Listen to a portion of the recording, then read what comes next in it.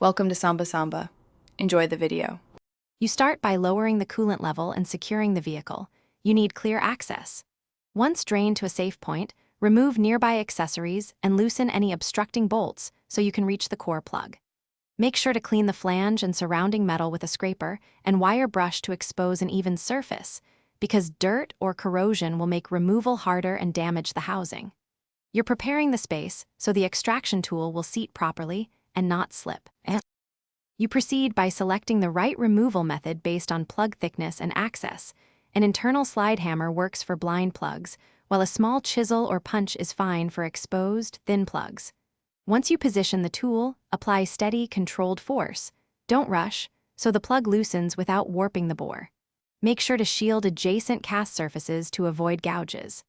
After extraction, clean the hole with solvent and a brush, and verify the seating surface is true and free of nicks. You fit the correct replacement core plug and align it squarely. Use a thin bead of approved sealer only if the manufacturer calls for it, because excess causes blockage. Once aligned, drive the plug evenly with a proper sized driver until it seats flush. Tap progressively from edges towards center to prevent distortion. Reassemble components and refill coolant. Make sure to pressure test the system and run a heat cycle. Then recheck for leaks and retorque fasteners if needed. This catches any settling issues. Thanks for watching. Consider subscribing if we helped you.